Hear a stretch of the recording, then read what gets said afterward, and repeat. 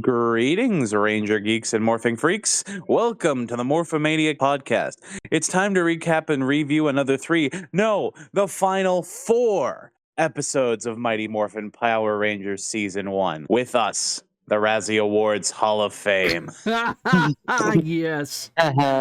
He is our face-rubbing Jesus Neil Breen substitute. It's Humanoid. You're Neil Breen. What am I? Who am I? Throwing a football and driving his flying car like Tommy Wiseau. It's the DOIF. Wow, it was so sexy, Lisa. Adam. Lisa. It's guy love between two guys. And it's me, Mighty Morphin Uwe Bull. Oh my A god. real German hero. Finally made it, boys. We finally finished the final season of season 1. Final season. I mean, we finally finished the first season. This is the end. My only friend, the end. Except for Malcolm, he's my best friend. You're welcome. What do we have in store for today? Well, like I said earlier, we have the final 4 episodes of Season 1 of Mighty Morphin. Starting with Season 1, Episode 57, Enter the LIZZINATOR. I don't think I want to enter the LIZZINATOR after watching this.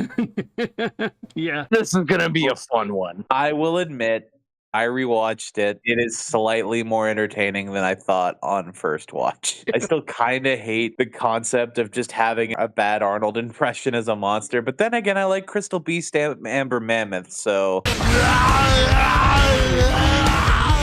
I'll be back! It's like a Yu-Gi-Oh card monster. That is the mammoth monster that has the bad Arnold impression. Anyway, Enter the LIZZINATOR. It aired May 6, 1994, and was written by Stuart St. John and directed by Worth KEETER. Worth KEETER is... Okay, all right, it's been a while. We never did talk about Worth KEETER. No, we did not. You want to open up the Zordon'S secret files? Yeah, you know what? It's the season finale. We might as well.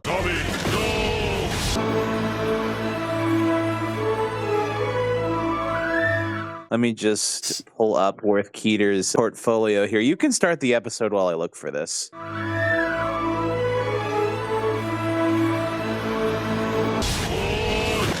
We open with the fight song. That's right. I want to hear you say fight, fight. And Kimberly's cousin practicing for cheerleading. I said this during the episode because I thought for a second they were doing the fucking fight lyrics from the song here to be tongue-in-cheek. I'm literally just like, I don't hate Kelly. I just... Ugh. Just say her acting is on par with Jeremy. Yes. And who is she Kelly? Kelly is Kim's cousin. I gotta do Worth KEETER's fucking Zordon'S secret files. Hold on.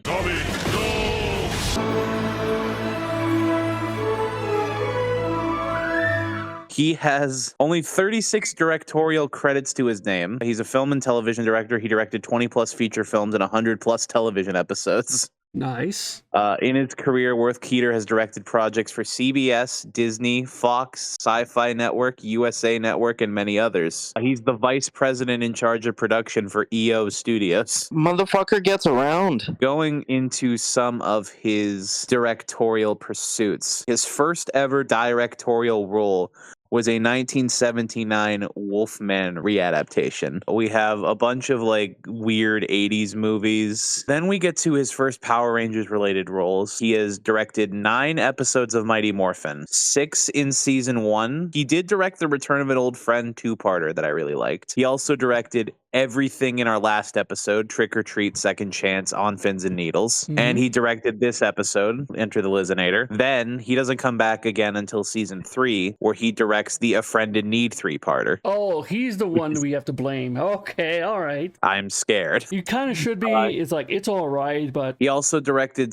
27 episodes of VR Troopers. Okay. And 16 episodes of Masked Rider and 10 episodes of Beetleborgs. Then we move on to he directed 18 episodes of In Space, so he was gone for a while. 6 episodes of Lost Galaxy. He directed 2 episodes of Lightspeed Rescue, 10 episodes of Time Force, 4 episodes of Wild Force. Then he directed the TV movie Ghost Dog: A Detective Tale, also known as Dog Gone. Yeah, so it's a movie with 2 names, so now you know it's gonna be good. The last last thing he ever directed was the Power Rangers Samurai Monster Bash special. Oh, no wonder. Yeah, that would be my last role credited director debut. It's like, That was worth Keeter's Zordon Ziegert files. I would say we're moving directly into another one with Kelly here, but this is the only credit she has Thank ever. And God. even then, it's not on IMDb. Thank God. No disrespect to the actress, but she's not a good actress. You were so good.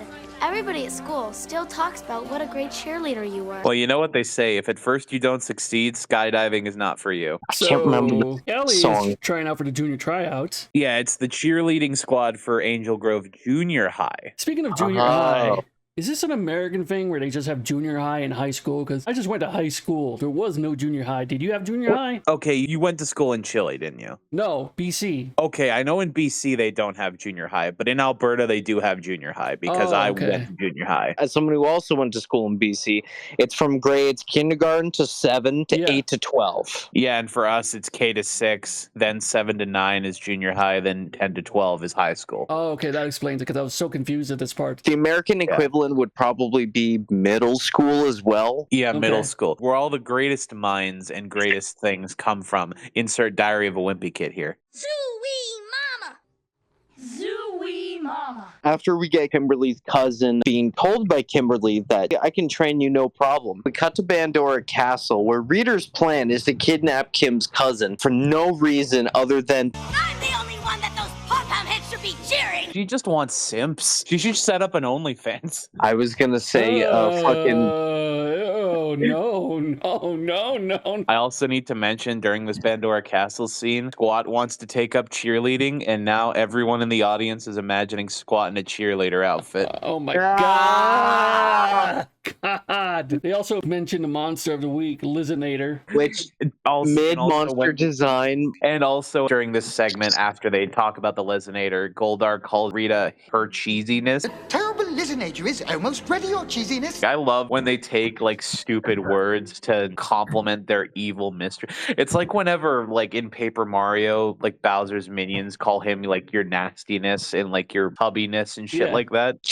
I think I get in trouble if I call Rita her tubbiness. What if she was in the bathtub, Goldar? I think you could get away with that. Her rubber tubbiness. Back to the juice bar. Kelly gives up because of poor acting and whining all the way to acting class. No, sorry, before that, Ernie goes up and is like, hey, my supplies are nowhere in sight. Delivery truck broke down. Can you, one of you teenagers who don't work for me, go get it? Jason goes, sure, I won't get paid, but I'm all good. He doesn't get paid now, but Ernie gives him free shit all the time. Clearly, he can do one thing for him. Cut to Angel Grove National Park here, and then we have Kimberly's weak ass, like, I know it's like a 20-minute, 19-minute kids show, but I don't know how much more I can take these weak ass resolutions. I know you can do it too.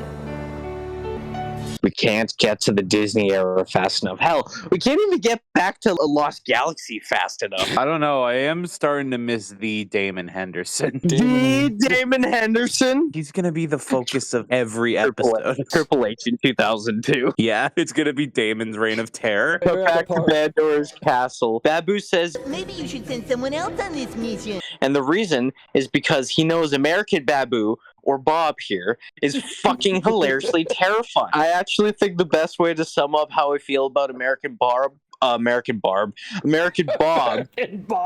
American Barb, American Barb. The best way to sum up how we feel about American Bob is Harper's scream laugh from Wizards of Waverly Place. Back to the park where Rita sends down the pee-pee squad. The pee-pee squad? Why the pee-pee squad? The Putty Patrol. You guys are sick. Yeah, you can't say Putty Squad because that's the name of a video game. Is it a good one? And we have new music here. We Need a Hero is the Putty fight. Sorry, this is new music. During the putty fight, they make another new song called We Need a Hero. Not bad. Not bad at all. I was gonna say also the music here. I'm really surprised Bonnie Tyler doesn't sue their ass for the name of it. After the Putties kidnap Kelly, the LIZZINATOR starts his rampage and a quick scuffle with Jason. We got some goodness because the LIZZINATOR debuts. I love this character. Must destroy I wrote in my notes that I hate this character. I don't really hate this character. I just feel like I do. Only reason I like this character is because of the stupid Arnold Schwarzenegger voice he puts in. He goes like, oh, you little puny rangers, like, blah, blah, blah, blah. It's just so funny. It's the only reason why he's called the LIZZINATOR. Is because he has the fucking Arnold voice. Yeah, Jason gets morphs and fights with him, and the LIZZINATOR throws a card at him and says like, have a nice trip. And I can't stop laughing. By the way, I feel like we never talked about this person or gave him his dues officially. So I feel like it's time to talk about Dave Mallow because he is the voice of the LIZZINATOR. Yes, he is a god. He is a god. Yeah. So let's open up his secret file, shall we?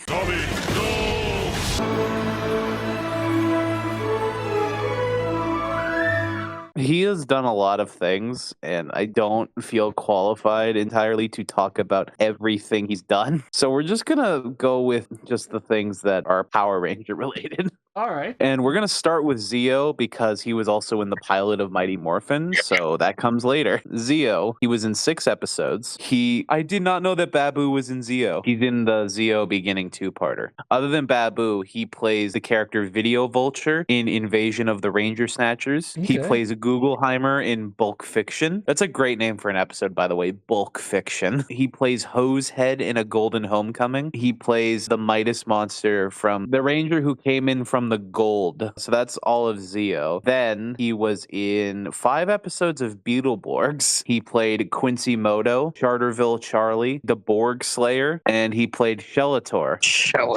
Then he didn't come back until In Space, where he played the Praying Mantis in episode 22, The Silver Secret. And in episode 13, Grandma Matchmaker, he played Termitus. And then we move on to Mighty Morphin, where I'm not going to talk about everything he did because he was in 138 episodes, but let's just say most of it is Babu. And he does like other like iconic monsters such as the LIZZINATOR and Pudgy Pig. He's the voice of Pudgy Pig, yes. Then in Lost Galaxy, he's in episode 5, Homesick, where he plays Gasser. Gasser, what a name. And in Facing the Past, episode 33, he plays Magnetox. Then in Lightspeed Rescue, he plays Tri-Fire in episodes 9 and 10. Then in Time Force, he plays Commando Khan in the Clash for Control 2-parter. He also plays Black Knight in Beware the Night. His last role in Power Rangers, as far as I know, roles. In Wild Force, he plays the vacuum cleaner org in Curse of the Wolf. He plays Helicos in Homecoming. He does narration for a couple episodes. Once Animus had taken all the wild Zords off the Animarium, Princess Shayla, the protector of the wild Zords, fell into a deep sleep. And then he's the announcer in the episode The End of the Power Rangers Part 1. Next time on Power Rangers Wild Force, the Rangers are on the ride of their lives. So, let it be known that Dave Mallow is a big part of what made this series good. I constantly praise Babu as like the funniest character in these episodes because he just has the most out-of-pocket jokes. Okay, yes, he does. Speaking of Dave Mallow, I'm looking him up too, and he's also in a bunch of other shows that I like. One of them is Just Shoot Me with David Spade, and he plays the Egg. Wednesday at 2. Confirmation complete. Hey, who said that? That's right, you haven't met the egg. That's crazy that he plays Adam Copeland. Damn it! He's also in the movie The Siege with Bruce Willis and Denzel Washington as the newscaster. And he's in The Waterboy with Adam Sandler as a sports announcer. And another big thing that he's done, another big video game thing, a lot of gamers, especially fighting game players, will know him as the voice of Akuma from Street Fighter. He's like the modern voice of Akuma. Before we wrap up this episode of Secret Files, Malcolm, do you have any thoughts on Dave Mallow? No, I'm all good. I was just letting you do your thing. Dave Mallow, thank you for your contribution to the series. Babu is consistently a really good character and really good comic relief, and I'm very glad for your service. Thank you for your service, Dave Mallow. I guess I'll briefly add, I really hope he's not the physical Bob here for American Babu. I don't think he is. As far as I can tell, it is not him. Because, like, God, does Babu get hit with the ugly stick for his American version. He looks like a shitty clown. So Jesus. Jason's getting his ass kicked by the LIZZINATOR. And then after the quick skirmish here with Jason and the LIZZINATOR, meanwhile, at the command center,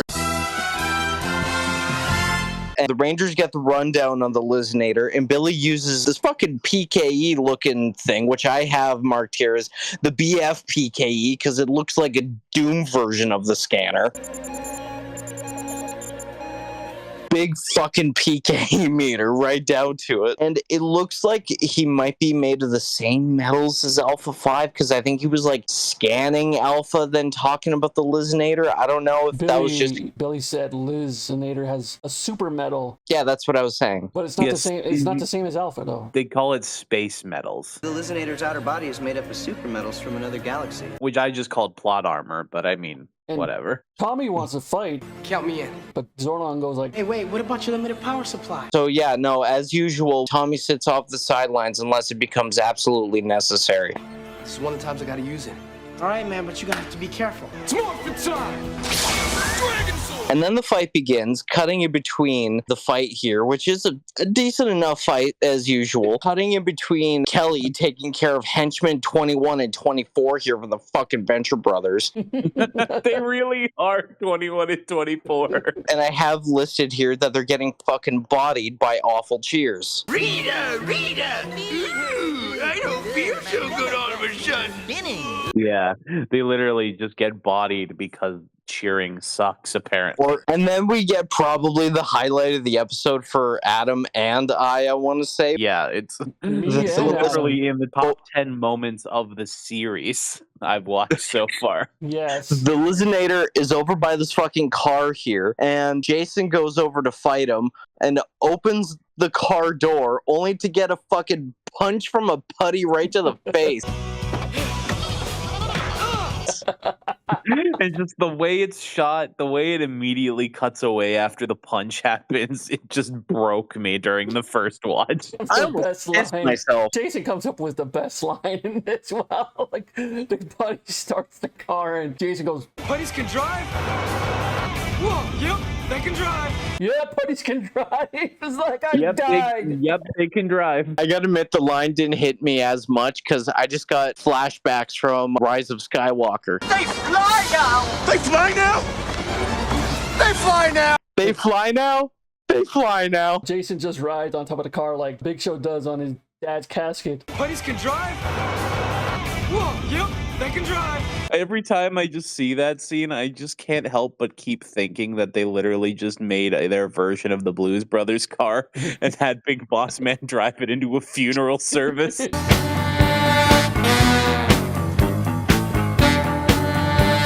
That's being attended by one person. Another good line is from the LIZZINATOR. Sees Jason riding the car and he goes like, "My God, I love this man." And then Tommy comes in, take a good wallop to the LIZZINATOR. And then, of course, Rita make the LIZZINATOR grow, which actually is warranted here instead of some other episodes where it's like you were winning. And a Q-Zord fight. And it's a Zord fight. The Dragon Zord doesn't even like come out of the water anymore. He just like walks off from wherever the fuck. They're really trying to save money on footage here. And then we get, I want to say this is the first case when the Dragon Zord actually comes in, then the single Zords. It's hard to tell because they all kind of bleed in together, but it definitely does feel different when the Zord comes first. It's like how they change the order during the morph sometimes. It just like doesn't feel right. It just throws you off completely. And then we get Zord sequence. And then we get more footage of fucking Titanus. Wait, before Titanus, LIZZINATOR gets his stinky breath move. Super stink breath, he calls it. Let's see how you like my super stink breath. Stink was wrong.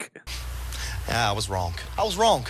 I was wrong about you, Stink. Then the end of the Zord fight happens when Titanus comes in as usual, and then LIZZINATOR, thankfully, fucking down now, and we can stop with the fucking Schwarzenegger. Oh man. Is this the last time Titanus shows up in season 1? I don't know. I think this is the last time we see him in season 1. If it is, then his best moment is that one stupid Photoshop thing where he was like moving it 4 frames and then just explodes. What the fuck is that? So then one Babu teleport away just as the Rangers teleport in with fucking turtleneck wearing Rangers here. Wow, the Power Rangers. Great job, Kelly. You knew you could do it. It looks like they're wearing white people cashmere fucking turtlenecks over their suits. The best No, not an time to ascot. wear a striped sweater.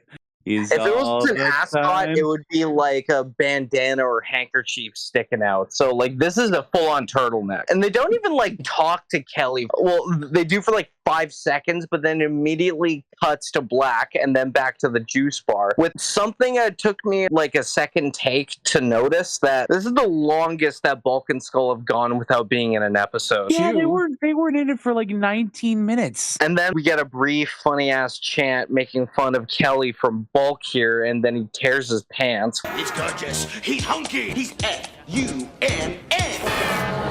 Probably has his tailor on speed dial now. And then we get this dance out of Kelly, which is like, it's not even a cheer. It's just more 90s Saved by the Bell dance acting. We also get a new song called Rescue You when Kelly does her cheer.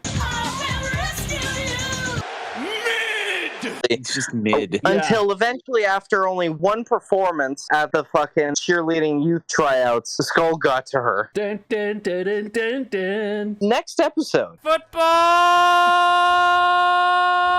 Football Season, episode 58. Wow. I am stuck with the football episode. I am not lover of sport ball. I'm basically Tommy in this episode. The air date for football season was May 9th, 1994. Written by Cheryl Saban and directed by Terrence H. Winkless. He's back. We open on Bulk and Skull making an ass out of themselves. What else? It's football season, obviously. You've read the title, fucko. Everyone's trying out, and including Bulk, but Skull is training Bulk. Skull's carrying a potato sack, and I'm like, okay, I guess Skullovich would be from some sort of European country. Yeah, no, but it's just a tackling dummy. He tells Bulk to hit him with all he's got.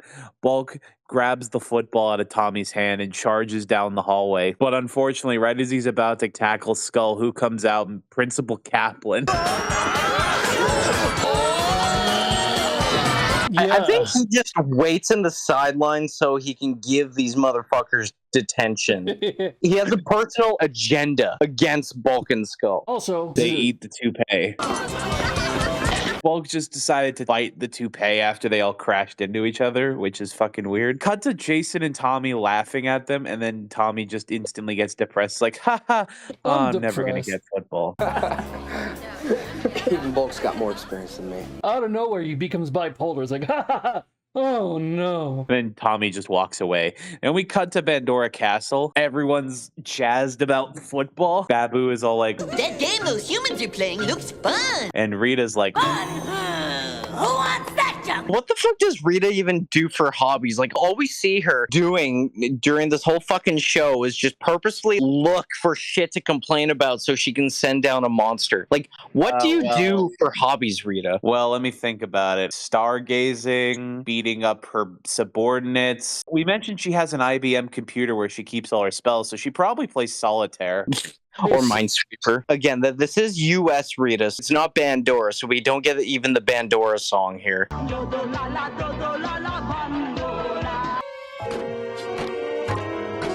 So they say bring down the Rhino Blaster, which is quite a name, the Rhino Blaster. And as they are about to send down the Rhino Blaster, Rita says, I want a smash down. I want to get a smash down. And then they're all like, You mean touchdown? Whatever. it's touchdown. And she's like, shut up. Do you think like, a Rhino wow. Blaster is like a finger blaster, but with all of them? What is wrong with you?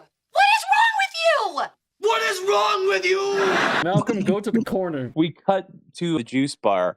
And Tommy's all depressed, and everyone is talking to him, which is everyone being Kimberly and Trini. Tommy's depressed, and he's like, I'm never gonna figure out how football works. I don't even know the first thing about football. And then, conveniently, Ernie shows up. And Ernie's like, oh, hey, well, believe it or not, I did football when I was a youngin'. It says linebacker, right? He does say linebacker. I was an all-star fullback during my college days.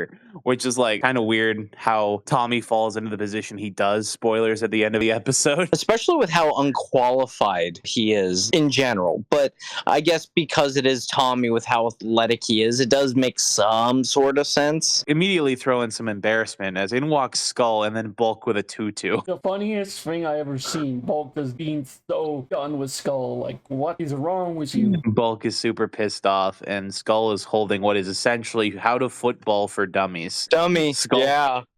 Dummy, yeah. Skull calls ballet Ballads. and so the plan is for Bulk to study ballet so he can be lighter on his feet for football. So hopefully he gets a position. That is officially Bulk and Skull's scheme of the week is learn ballet. After they leave, Kimberly and Trini say they're going to go play flag football with the rest of the goody goods. And Tommy says, nah, I'm going to stay back here and learn from Ernie a little bit. But thanks though. And they leave. We cut to the park. They play flag football to the whitest music you have ever heard. Even when alone, you're not on your own. You can call me, and you don't need a phone.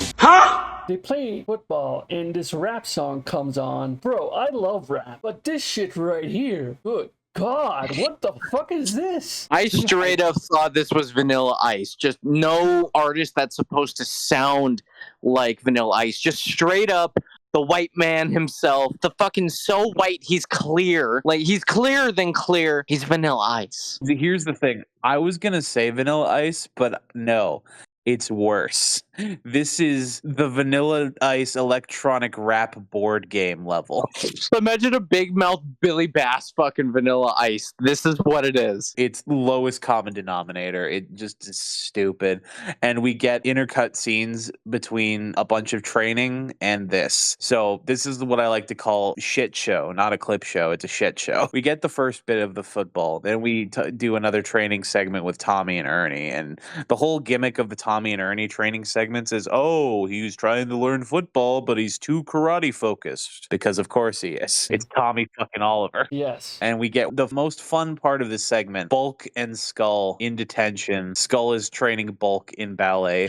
And there's other kids here. And the kid on the very left in the back looks like Ryan Steele from VR Troopers. Kinda does. He kinda does. This is the one and only crossover VR Troopers ever did with the fucking Power Rangers. Except for that one where J.C. David Frank was in the unaired pilot. This is when Ryan Steele did an exchange program with Angel Grove for a while. No.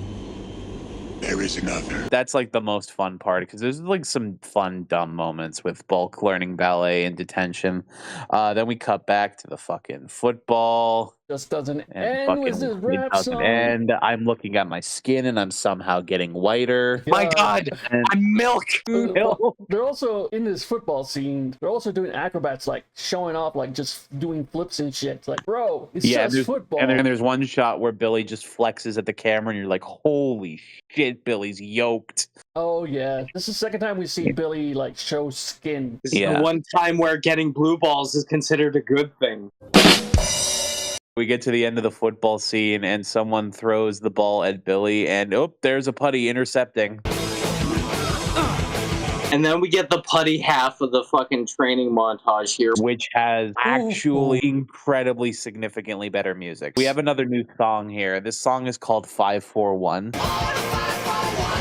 This is the most badass fucking song besides Fight.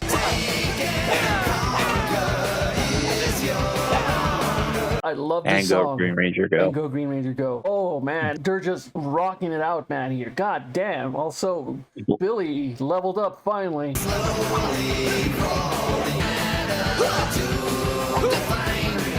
And is actually doing more competent fighting again. Yes. Very good. I do want to add here, since I don't know how many more new songs we have, that out of all the insert songs where they have fighting scenes too, it's kind of a cheat, but I think my favorite is when they interlude the actual theme song for the show and not just like the instrumental with the lyrics, which usually happens when during a Zord fight they bring down the power sword. I almost like to think the power sword nudges a jukebox as it comes down from the clouds. Yeah, this is a fucking interesting ass putty fight here. One thing I will mention about this fight, there's a really, really good spin kick from Zach here, where he does like 3 spins in midair and then brings down an axe kick on a putty. That was really cool. Meanwhile, at the command center,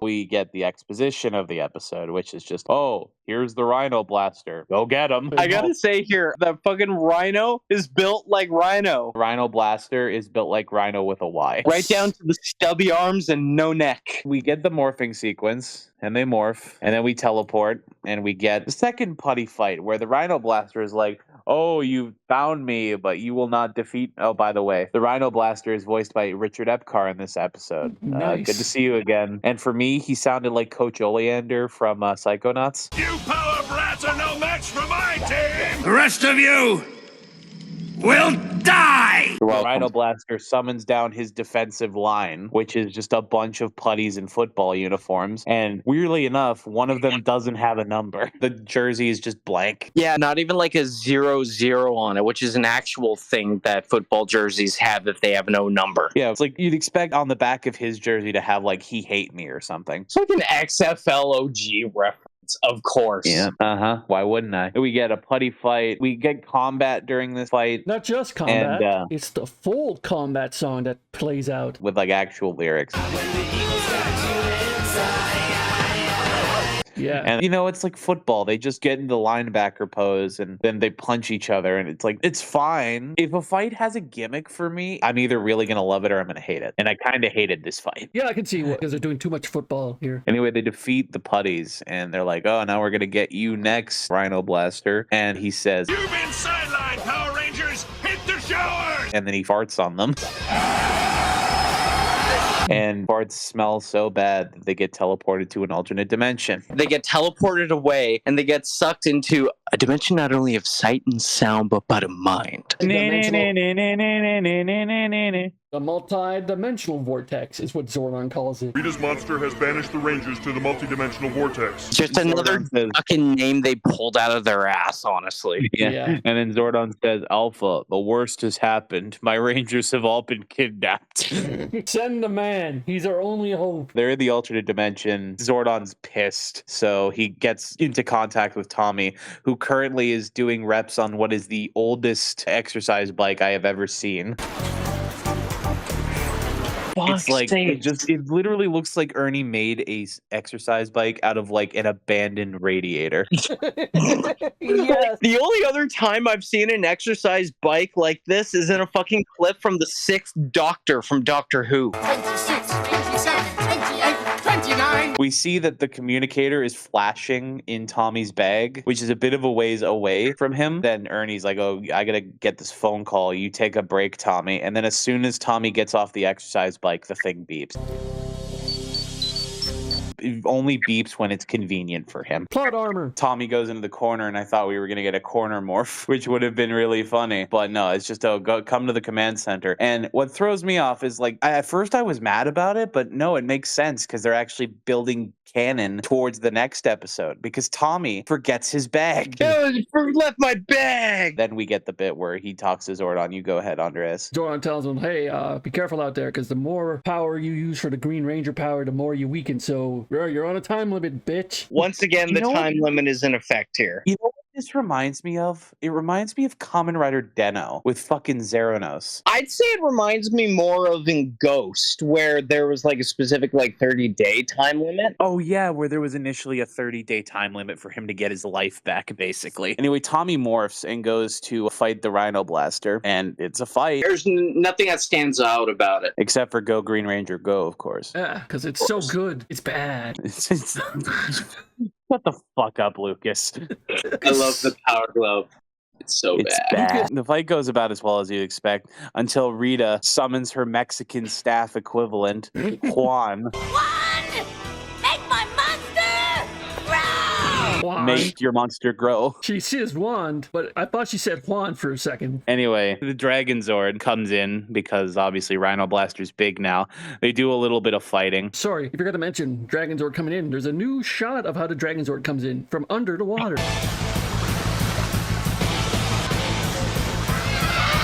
Oh, I did. Yeah, because it was really cool because like his eyes were shining in the water and Malcolm really liked it. Looked way fucking more menacing than it has for the past couple episodes. They do a little bit of fighting and then Zordon talks to him and he's like, oh, you gotta, in order to save your friends, you have to throw the dragon dagger into his hole. Good night, everybody. Praising, boom. He starts to give up and is like, oh, can I see my friends one more time? And then the guy's like, oh, because I'm such a nice guy. Yes. And then he fucking sprays the mist everywhere. Sorry, he actually says no, because like, I'm evil. But then why does he spray? Since I'm such a nice guy, no! Very true. He's an idiot then. So Tommy, like a true quarterback, completing his football arc for this episode, throws the dragon dagger into his hole. Jason, catch! I will not phrase it differently out of protest. And then Tommy jumps into the Megazord cockpit. It's like, okay, now I got to buy time for them until they get back. This is the second and only other time I will say, yeah, that he shows up in the fucking cockpit, which I prefer. I didn't even realize it only happened twice. Don't know why. Maybe there just wasn't a lot of footage of it. Yeah, he goes into the cockpit. We have to buy time for fucking the boys to come back. We need to wait for season 5. God fucking damn it, season 4 just fucking came out, motherfucker. So they fight a bit more, and a Rhino Blaster gets the upper hand, and then we get the Battlefield Earth shot where they just fucking 45-degree angle that motherfucker in the cockpit. I'm losing power! Zordon, I'm going down! Shoutouts to Battlefield Earth, one of the worst movies of all time. I went to a thrift store the other day and was this close to fucking buying it. No, thank you. Tommy's like, I don't know how much longer I can handle it. And then at that point, the fucking vortex effects come back. The Megazord walks out of the smoke like the fucking Terminator. And I'm like, holy shit, that's awesome.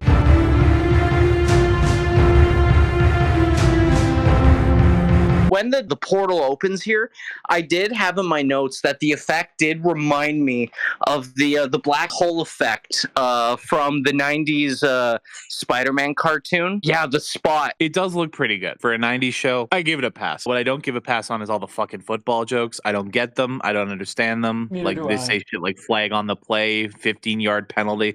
I don't watch football. Neither I do don't I. care. It's slow as fuck. That's all you need to know about it. The only sport I barely know the rules about is hockey. I remember when I was younger, I would go to football games with my dad and his friends, like my uncle and them, and they would be so into the game and like yelling and ranting and raving and shit, and I'd just be sitting there bored. Yeah, I'm in the same boat because I'd be bored as hell at every hockey game. And it's Canadian football, so it's even more boring. Actually, Canadian football is surprisingly a faster game than American football.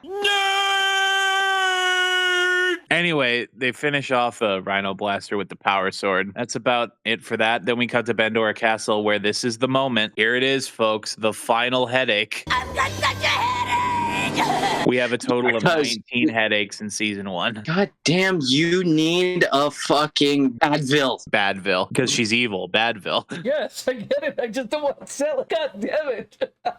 See, it is funny. It's hilarious, but I didn't want to give it to you. Fuck. We cut back to the juice bar where Principal Kaplan is about to make the announcement on the football lineup. He drops a piece of paper which only has 2 names on it. Pleasure to announce. And also, despite that, they are the 2 most important names to the football lineup, so I can't believe he fucked up. Then Principal I was going to call him Principal Asshead.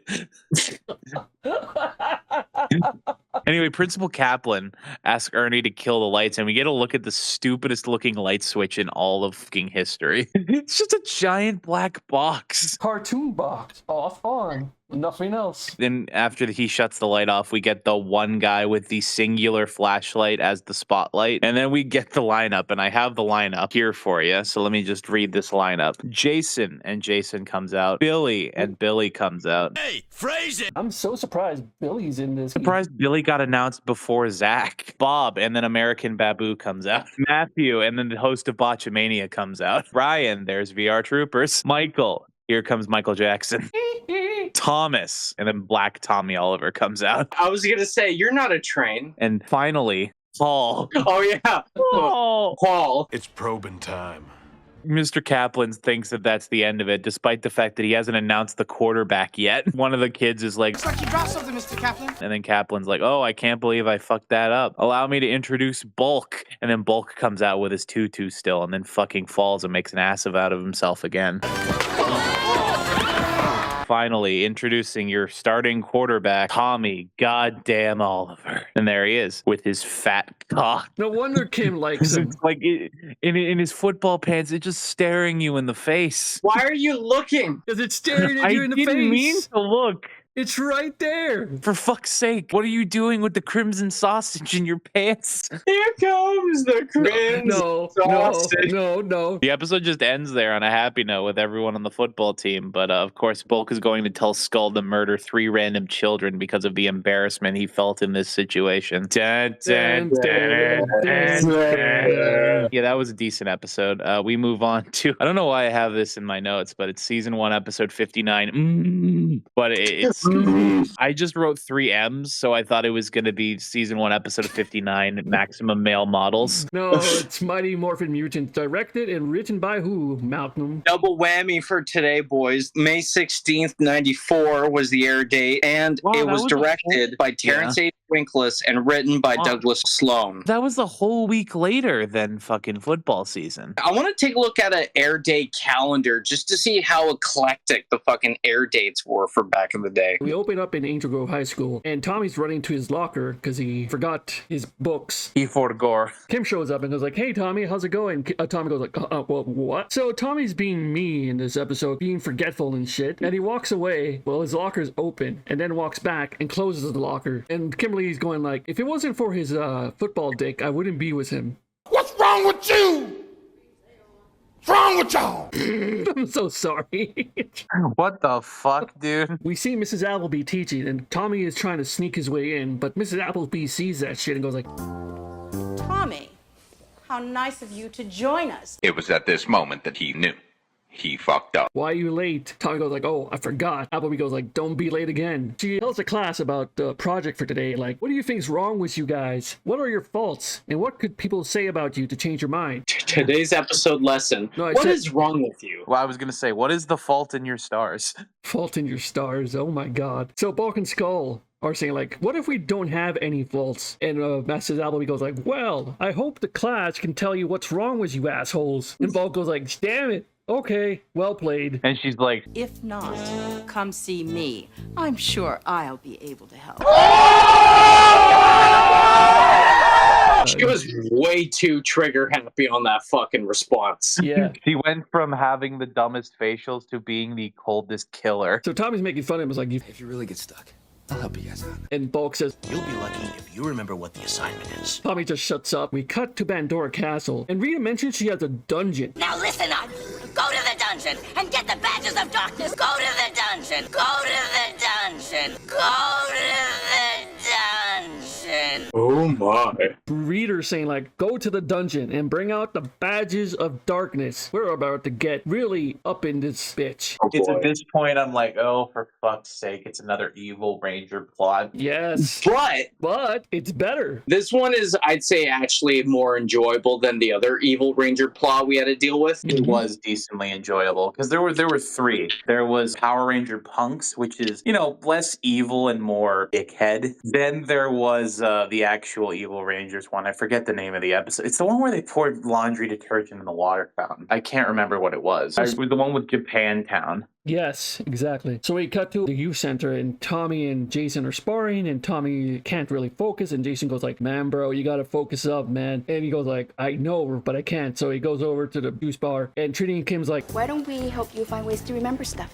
Yeah, that'll be fun. "Hey, we can help you out later on." Kimberly and Trinity decide to help Tommy in his forgetfulness. They'll figure out what they can do. We cut to the beach. Damn it! And Goldar is training putties for the mutant power training. It's time to begin the Mutant Ranger training. All is going good except for like one guy in the entire bunch, number 6, who's basically an idiot.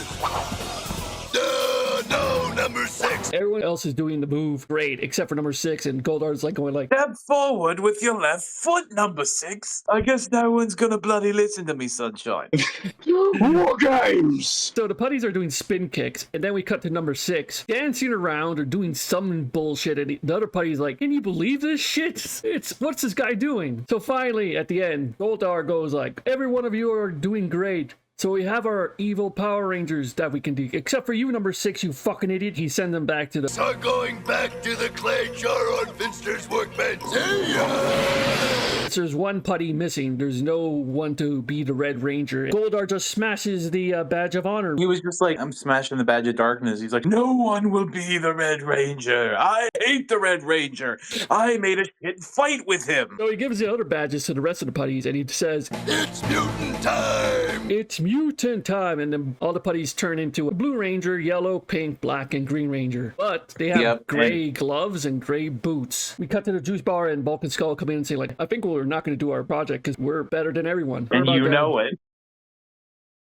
You fucking Mark! Fire me! Tommy goes, are you sure about that? So you'll be cool if Mrs. Appleby gives you an F? Bulk and Skull look at each other like, we gotta go. And they just leave. Yeah, because they don't want detention again. We come at the Bandera Castle, and they goes like, Goldar. Bandera? Bandera Castle. So we cut to Pantera Castle. Here's talking to Goldar, so like, all right, let's see what your Power Rangers can do. Get them. So Tommy and Kim are walking in the park. They see the green and pink Evil Ranger. They're going like, what is this? We get to see Evil Tommy as the green putty, but it's great to hear the Evil Tommy voice again. What's the matter, Tommy? Something look familiar? We got a great fight scene between Tommy and the Green Ranger. And then we see Pink and Kim go at it. They also have a great fight. Pink is scared shitless this entire time because she doesn't know what's going on. There's one part where, like, about the hoodie, Adam talked about the hoodie. Yeah, they did it again. Where they were like, oh, we're going to do the thing where we have Tommy front flip and then the hoodie goes back on their head, but then it doesn't stay on their head. It's such an infinitely cooler effect if it's like the hoodie stays on the head. I was just like, stop teasing me, Saban. Yeah. God damn it, Chaim. All right, so the evil green throws Tommy to the ground. Green goes away. Pink throws Kim to the ground, and she goes away, and Tommy and Kim are both on the ground, and they're going like, what the hell was that? We also get a good look at Tommy's weird shoes with one toe. Yeah, what the fuck? I think they're specifically like designed for a better grip. I think that's what it's for. Yeah, like I see martial artists wear these type of shoes. I just don't know what the benefits are. I'm assuming it's for grip, like Malcolm said. Meanwhile, at the command center, Zordon tells them what the Iggy Iggy is, and the Rangers are so confused, like saying, man. The fucking what? The Iggy Iggy. You mean the sticky icky? I say the Iggy Iggy. Are you having a stroke during this part of the episode? What the fuck was that? Wait, you never heard of the Iggy Iggy? I've never heard that. We would be reacting accordingly if we did. I guess it's not the Iggy Iggy then. I'm gonna be honest with you.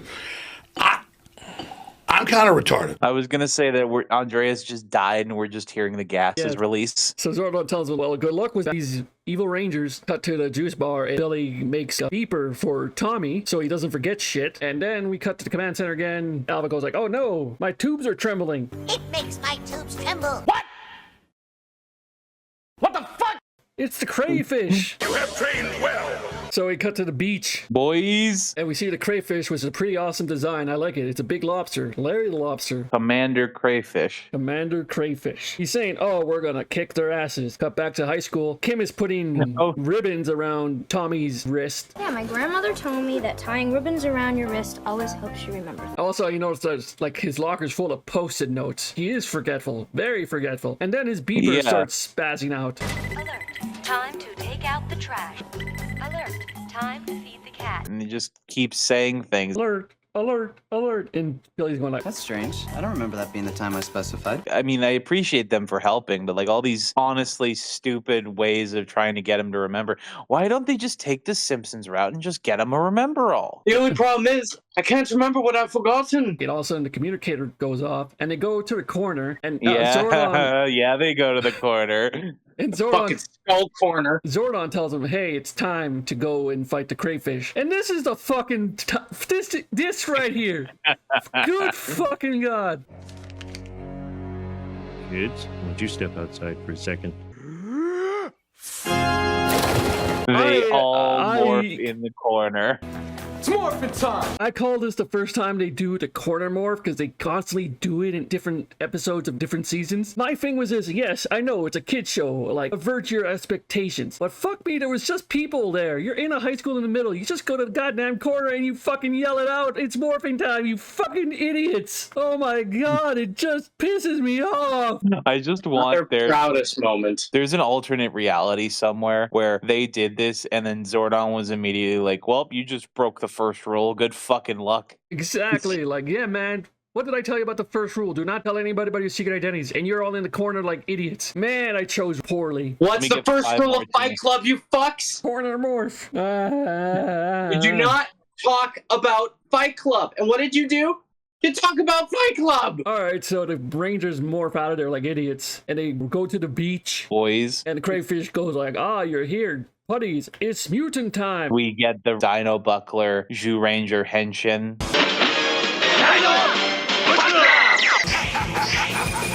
Which is like a really cool Easter egg for me, the Sentai enjoyer. Literally is the exact same thing, and honestly, that's really cool. And then they do the poses like the fucking Zhu Ranger roll call.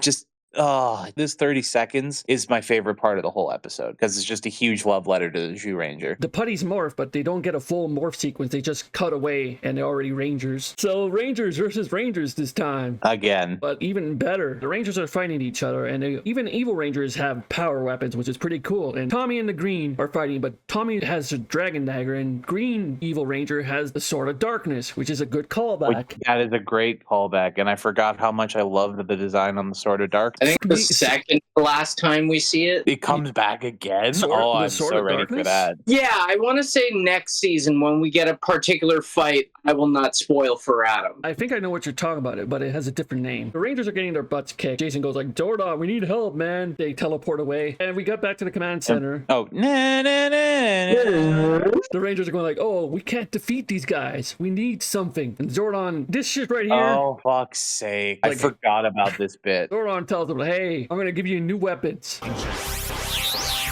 And the Rangers go like, what the fuck? This is the same shit. Zordon goes like, They may look the same, but trust me, this is some heavy-duty artillery.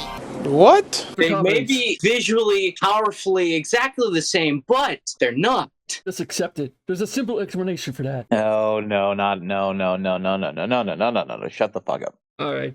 So the Rangers are going, okay, we trust you. So they go back to the fight. Red versus Crayfish. The others are just fighting their own colors, which is a pretty good fight. Each one gets their moment. Honestly, a good fight. I believe 541 is also playing in this bit. Which just made me like 541 more. Oh yeah, it's a great ass song. So the Rangers decide to get their new old weapons and make the Power Blaster. Then the baddies also have their own Power Blaster. Which is also awesome. So they have a Power Blaster blast off. Fire! 0.2 seconds of a beam struggle because the good one immediately like destroys the evil one. But like I just wanted a Dragon Ball Z-esque beam struggle with the two, the where they just shoot at each other and it just goes back and forth for like 5 seconds. Yeah, I'd like to see that too. Instead, we get like 1 second of a beam struggle till the enemy laser just shat out. So the good team wins and the evil Rangers go flying and supposedly yellow and pink die off screen for some reason. They do fly off screen, but then they just disappear from the episode. I'm just guessing they died because blue, green, and black are the only one left with the crayfish. And then Juan. Reader calls upon Juan. We get 3 giant Rangers for the first time, which is pretty awesome. Yeah, the last time was Tommy making himself big when he was evil. Yeah. So basically what happens is the staff makes the crayfish grow, but then for the other 3, it just gives them beta capsules. The Rangers call upon the Zords, initiate the Megazord. Megazord is here. Tommy calls the Dragon Zord. Dragon Zord is here. They both Megazord and Dragon Zord prepare to fight, and it's a pretty great fight. And then they do the bit from Survivor Series 94 where the fucking clown midgets put fucking Jerry Lawler on their shoulders. Now we'll see who the shrimps are! And because of the crayfish is way up there, Billy says like, hey, he's above our blaster for the Megazord. Just make your arm of the Megazord go up. You can do that. Go up, Adam. God, no. Stop. It was years ago. I feel like an idiot. Look, for context, I will burn myself. I will jump on the spear that is the internet. When I was young, Malcolm and Caden were coming to pick me up and we were going to go do something. I was directing them where to drive, and then I said, go up this road. And Caden made it a very clear point that he couldn't drive vertically up every single time I said, go up. God damn it, Caden. So I think what you mean to say was go north, but honestly, we've been making fun of you for that shit for, what, 10 years? It's been way too long. I don't deserve this anymore. I don't want to live on this planet anymore. The Dragonzord grabs the two Rangers, black and green, so Megazord can have a fighting chance. The evil team just kicks the Dragonzord out of the way, and they do their firing pose beam. Does work a little bit. Charge! Jason goes like, none of that shit. Call upon Titanus. You are my best friend. If I'm dying, you dying with me. He's a fucking friend. They make the Ultra Zord, and the crayfish sees it and is like, oh no, run away! Run away! Run away! Run away! Ultra Zord shoots them, kills them, and Reader is going like, next time then. So, Next time, Gadget. Next time. Back to the high school. Tommy, Kim, and Trini are walking down the stairs saying like, I don't think you'll forget now. Awesome. They're celebrating with him. All of a sudden they see Falcon's calling suits. They're gentlemanly. And Bulk has a goatee, and Skull has a drawn-on pencil mustache like Vince McMahon. Yes.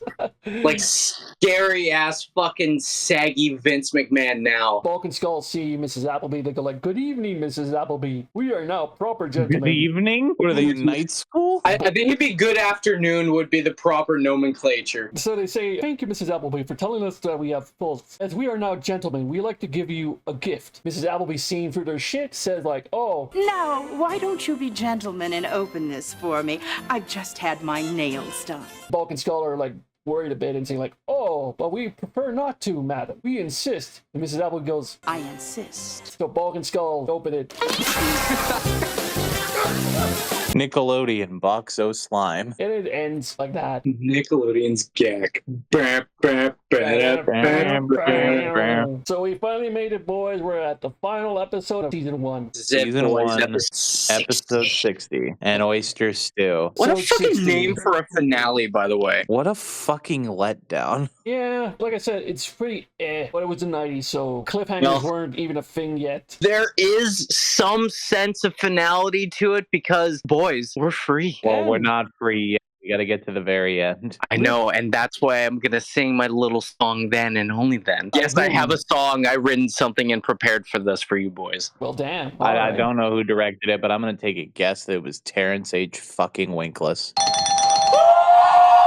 Quite a jump in time, by the way. Air date was May 16, 1994 for the last one, but the air date for this was May 23rd. Damn, all right. That's another week. They're really spacing out these episodes for the last episodes. They're probably just doing reruns for the other days. Probably. Written by Shel Danielson and directed by Terrence H. Winkless. Kids, if you don't know what reruns are, Google it. I ain't explaining it. What do you... They still do reruns today? What the fuck do you mean kids don't know what reruns are? It's a non-new episode of a TV show, basically. Like, if it were a VHS tape, then I'd understand you saying, kids, if you don't know what this is, Google it. We cut to the youth center, and Tommy is working out with Zach, just not paying attention at all. And who else is in the shot doing fucking Pilates or some shit? Oh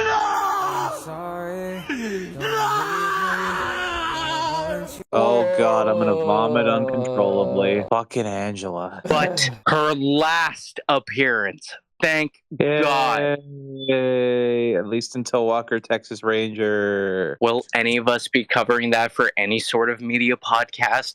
You make the call, but more than likely that call will be no. I mean, likely no, but what we could do is we could cover it for an April Fool's episode. I'm pretty sure she's a better actor in that show. It's like a year apart from this, so I'm assuming yes. I do oppose something to you guys. Instead of that, how about we take a look at the Crow City of Angels? For the Sega Saturn? No, I mean the movie because that's the only other acting thing that Tui Trang was in. Jesus. Yikes. So we see Bulk and Skull playing guitar. And they sing a really stupid song where it's like, if I remember the lyrics, it's like, my lady's so fine, just like a porcupine. She has brown eyes like mine. My baby's as fine as a porcupine, and her eyes are brown like mud. Kid walks in, sees this stupid shit. He's like, what the hell are you guys doing? Oh, we're doing this for a job. All of a sudden, they say, beans. Bing! Bing!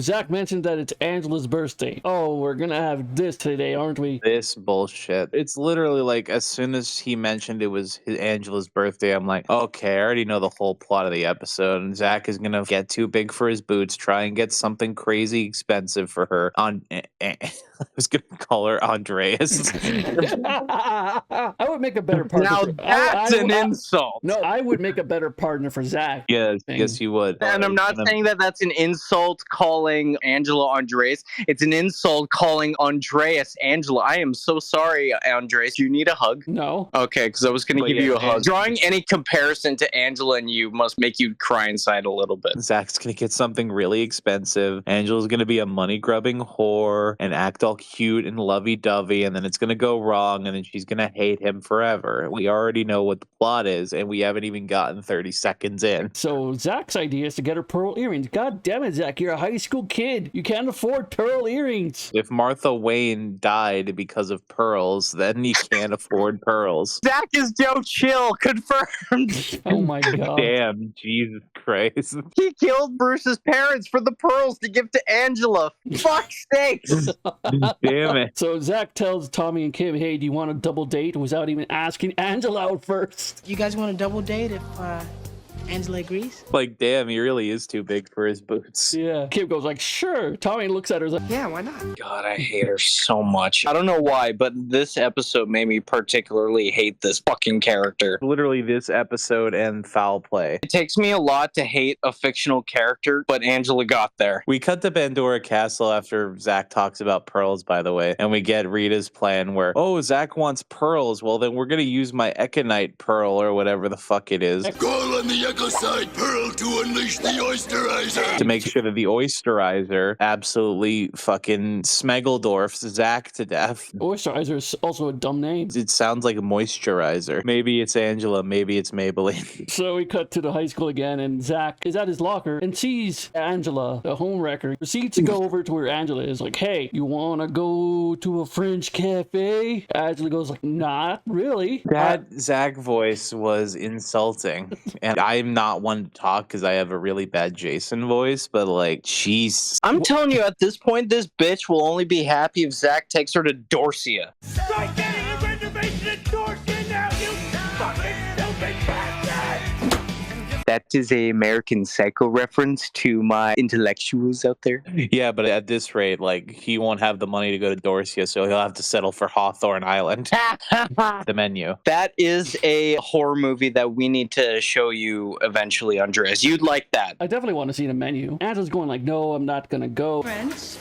I'm impressed. I'll see you later. God, I need booze. Cut to Bandera Castle. Again, you said Bandera Castle. Yeah, I know. Again. I know. While we're in Bandera Castle, Rita has Zach's balls in her hand. A lovely gift for Zach to give Aunt. And we get to see what the Oysterizer looks like. Pretty cool design is what I gotta say. It looks like something Japan would definitely not allow on Japan TV. Rita also says like, oh, we gotta give Zach the pearls of stillness. I shall bring you the pearls of stillness. But a lovely gift for Zach to give Angela. Then we cut to Zach at a jewelry store trying to get these pearl earrings, and he's like, damn, they're so expensive. No shit, Zach. It's almost like you're a high schooler and don't have enough to buy jewelry. Even if he were to like save up his allowance for like a solid, let's say, month, fucking, I looked up how much Tiffany pearl earrings go for. $775. God damn. Yeah, no, like, even if you had a paper route and lawn mowing / snow shoveling, you wouldn't make that in a year. Even if, like, you go to, like, somewhere else, like Pandora treated freshwater pearl earrings, cheapest it could go for is, like, $48.09 or $125. But even then, fuck's sake. Anyway, he walks away dejectedly. And then he hears a voice and he's like, ah, my boy, you want to see some of my shit? I think I can help you with your dilemma.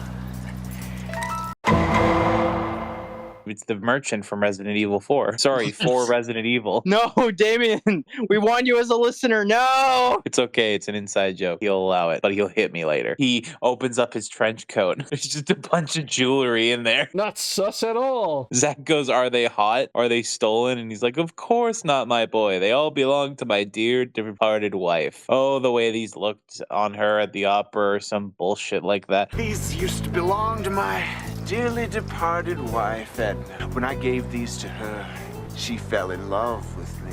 Like, it's just fucking verbal fluff. It's at this point I noticed that this is the same guy that hosted fucking Trick or Treat a few episodes back. So my headcanon is it wasn't America's favorite game show, or the scandal that happened from the Kimberly Skull episode caused the show to flop and bankrupt. So he has nothing now, and all he can do is sell his old jewelry to children for $5. What's even more creepier is how he tells Zach, "This is a love charm." I always thought of him as a love charm.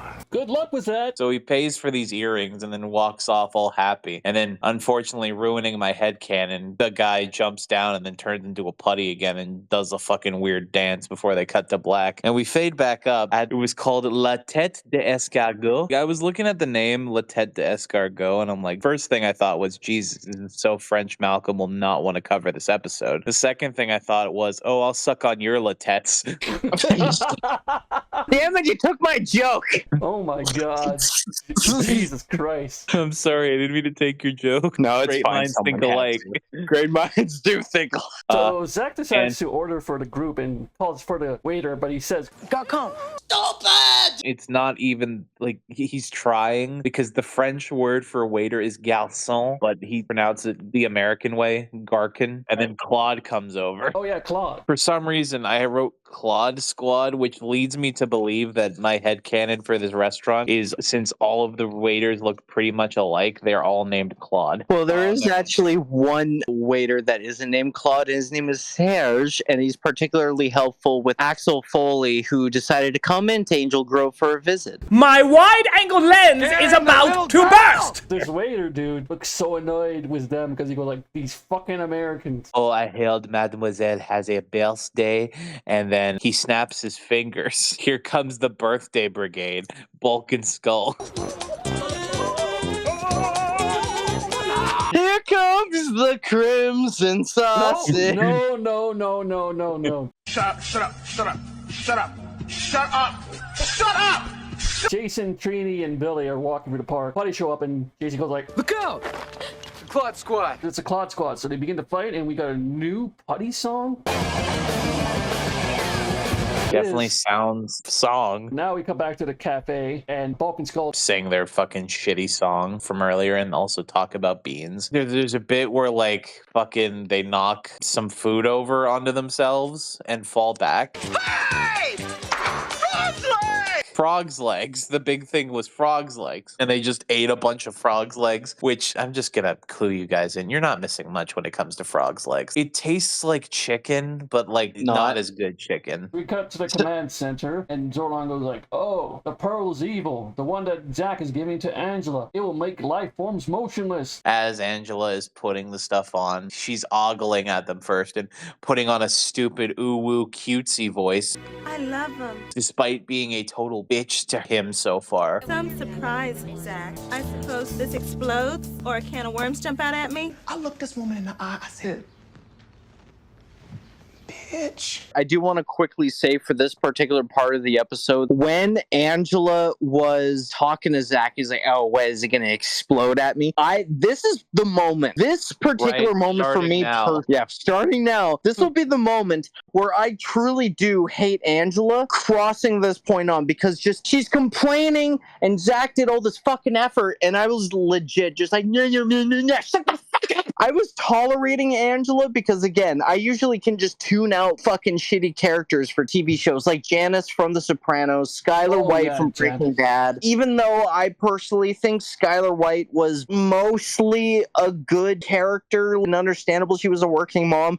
The whole I fuck Ted thing spoilers. I thought that was troublesome, but she did not cause me as much hatred as this dumb. Even Littlefinger is better than Angela. Who's Littlefinger? From Game of Thrones. Oh, Littlefinger. Okay, yeah, that asshole. Littlefinger is basically the whole entirety of Game of Thrones was his fault. You hate Angela as much as you hate Littlefinger. Even more, and that is fucking saying something. Congratulations, Angela. You have hit the nadir. What will make Malcolm hate Angela more is that Zack and Angela almost kiss. Yeah, they almost kiss. The waiter comes in with a cake, and Bulk and Skull walk into the waiter, and he just drops the whole ass cake. And I was expecting Angela to be pissed at Zack for the cake, but she isn't. And then she puts the earrings on. Then the 3 other Rangers come in, and they're like, Angela, no! Tommy, no! We can't escape it.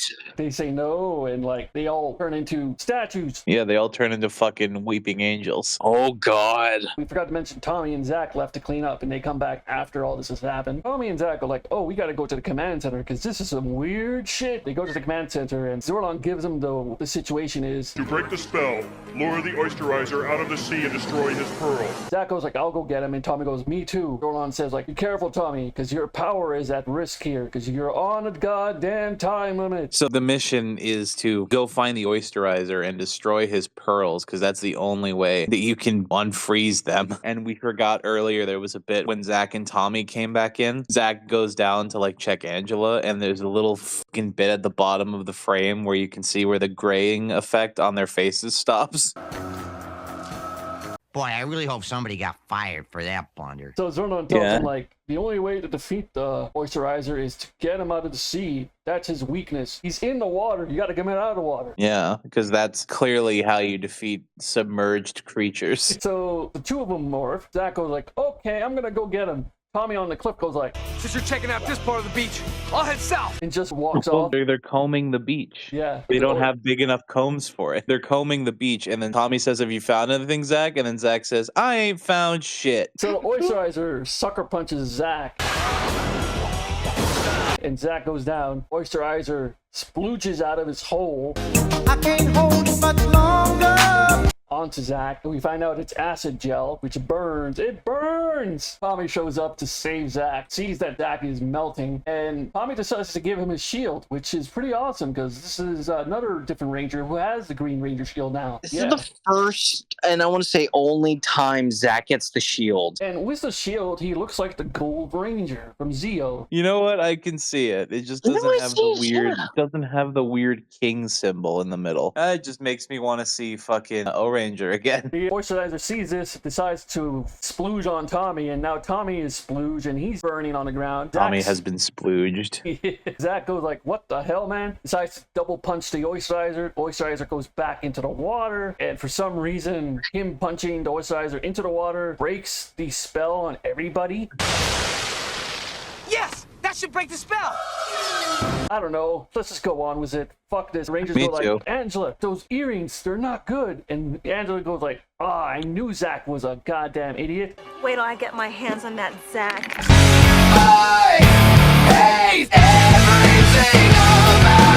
Throws him in the water and they evaporate. Fuck you, Angela.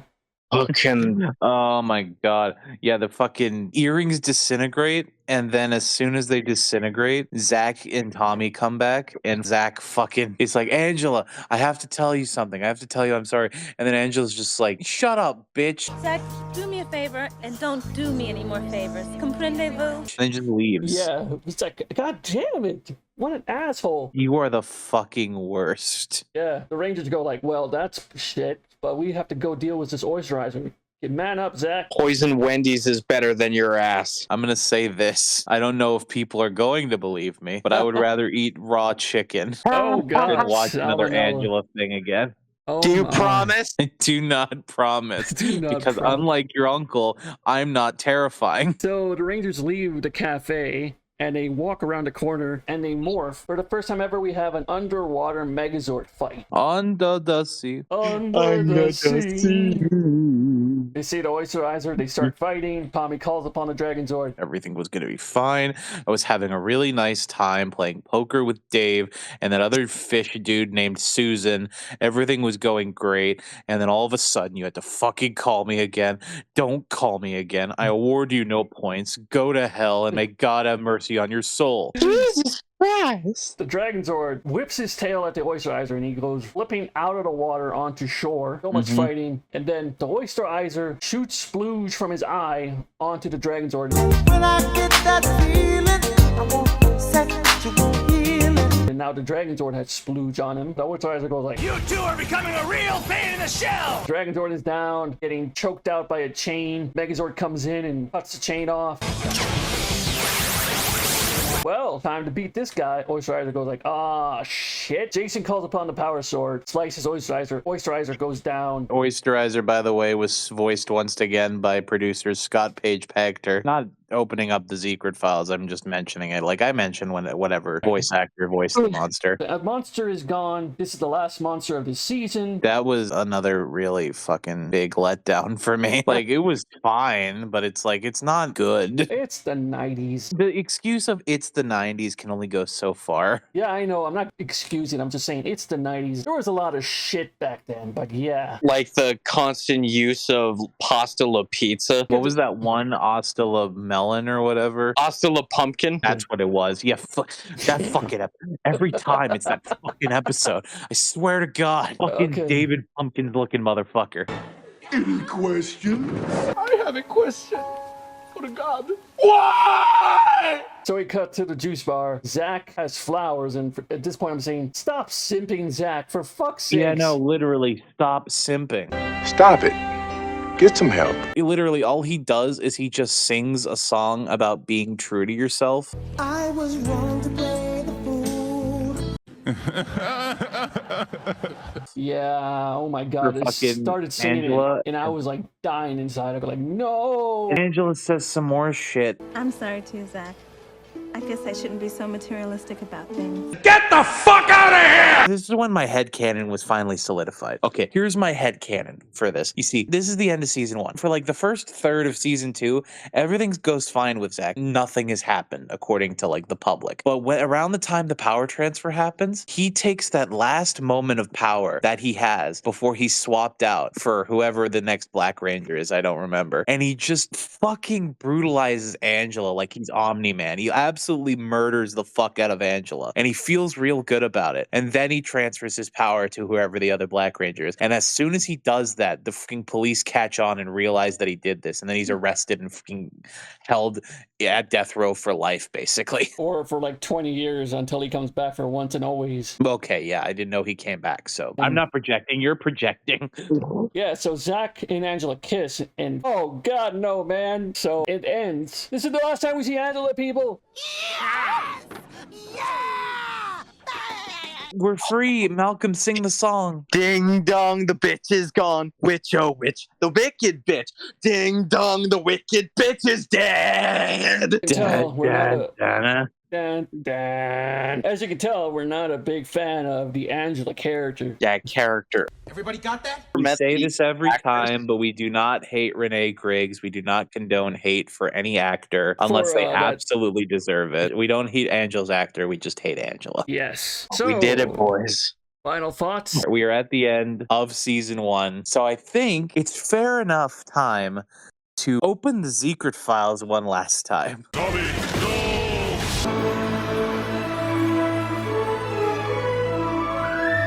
One last time for season 1. And I feel like we're going to make this last opening of the Secret Files special because I think it's time we talk about the big man himself, Ein Saban. The granddaddy of it all. Correct me if I'm wrong, but the Mustafa Akkad, if you will, of the Power Rangers franchise, the Albert Broccoli. Haim Saban, he was born in Egypt, actually, on October 15th, 1944. At the age of 12, he came to Israel with his family, where he grew up in humble circumstances. Yada, yada, yada, some more bullshit about his life. And then he moved to the USA to found the company Saban Entertainment in LA, which achieved world-class status in TV, cinema, and music production markets in the following 2 decades. So, this guy is the godfather of the Power Rangers series. But he didn't just produce Power Rangers. He did a lot of productions. His first ever time producing something was he was the executive producer of the English TV series Mitsubachi Maya no Boken, which was a anime adaptation for the English version, which was in 1975 to 1980. But he did a lot of anime in this point and a lot of Japanese comic films, like it says in his biography. Then he moved on to doing Barbie TV movies for a little bit, then went on to produce the new Archies in the 1987. I watched one of those episodes. It was a weird sort of variety cartoon where it would intercut between clips of an Archie cartoon, and then, like, weirdly enough, one of the fucking episodes had Dick Tracy. Then he also was the executive producer on the animated Karate Kid show, which only had 13 episodes as well. Theme song fucking slaps for that show, to be fair.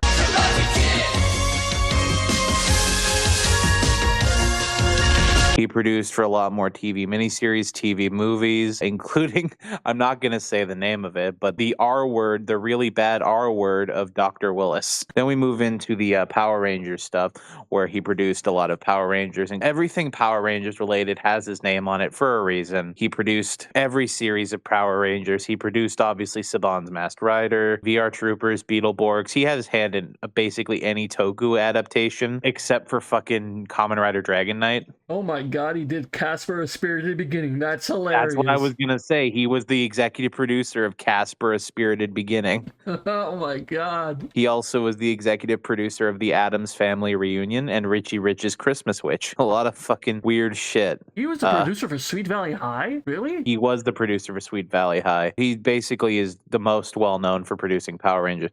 But that's not all he does. He also does music. He does soundtracks and composing. A lot of composing roles. He's done stuff even as recently as 2021. He's well known for doing a lot of the music for the shows he produced, including the composer of Digimon, Digital Monsters, composer for a lot of Power Rangers. He composed for Los Luchadores, a 5-episode series that didn't really get off the ground that I believe Wrestling with Regret talked about. It was basically Beetleborgs, but Luchadors. He did talk about it, and it looks like, I don't know if this is supposed to be him, but it looks like a blue demon-looking motherfucker was like the main hero. The biggest what the fuck for me as I was looking through his stuff is he composed What's with Andy, which is one of those shows that just sticks in your brain if you're a specific kid from a specific age in Canada. I have a few straggler memories in my head from What's with Andy. But that is... I'm going to close the secret files for this season with Haim Saban. Literally, this series would not exist without you. Thank you for your service, no matter how cheap it was. He's the man that started Power Rangers in late 80s. We got the Bioman pilot. The only hope for Earth lies in a computer in a remote California desert by Zoltar and is cared for by a small droid named Alpha 5. Zoltar? Alpha, Rita has escaped. The first recruit is Victor Lee. He likes blips, splits, Zack Taylor, smooth talking, streetwise. I'm closing in on a group of Far East terrorists. Terrorists! Kimberly Hart, expert archer, Trini Crystal, champion gymnast, and Billy Cranston, an all-American athlete.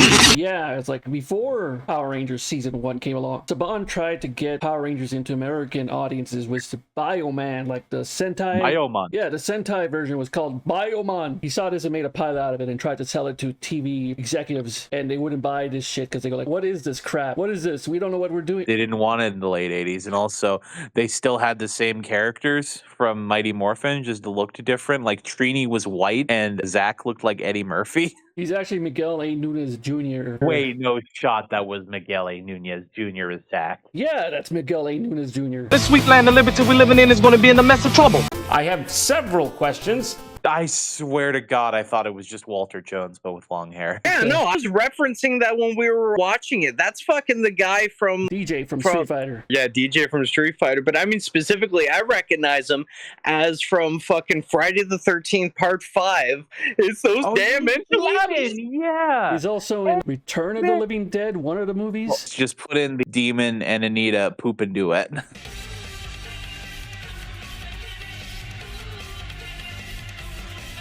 The Red Ranger was called Victor, but then they changed it to Victor Jason Lee. But then when the Power Rangers actually got made in the 90s, they changed it to Jason. And Trini went from Trini Crystal to Trini Kwan. But the Red Ranger, I have to talk about the Red Ranger because we would see him later on in Kamen Rider Dragon Knight as the leader. I thought he looked familiar. But he's also most well known as the American Iron Chef as well. I can't remember his name. Chairman of Iron Chef America? Yes, who's like supposed to be like Chairman related, Costa's, like nephew or something. Mark de Costas. So what year was He's Sentai like Bioman? Bioman was Chodenshi Bioman was 1984. Wow, the year I was born. Okay, so man, dude, imagine if Saban got Power Rangers made in '84, but no, the executives didn't understand it. We could have had Bioman as the first Power Rangers, but we had to wait until 9 years later when they saw Jew Ranger go like, hey, we could do this. Basically, from what I understand, like the big boom with Power Rangers was because everyone in Japan loved the fuck out of Jetman, which was the preceding of Jew Ranger. It was the one before it, and everyone in Japan went gangbusters for Jetman.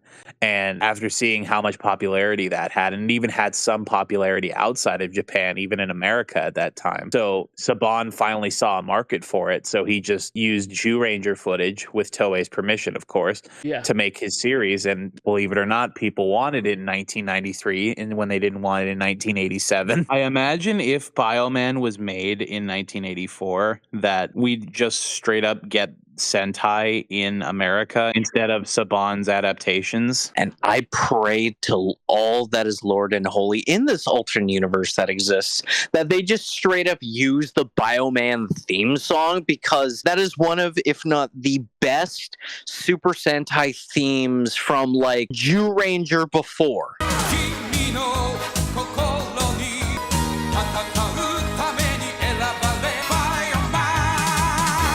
Like everything before Jew Ranger. It's the best Showa era Sentai theme. I was born in Luxembourg, so around 4 or 5, they showed reruns of Bioman on Luxembourg TV, and Bioman would be on, and this was before I even knew what the hell it was. And the song, I would sing it all the goddamn time in French.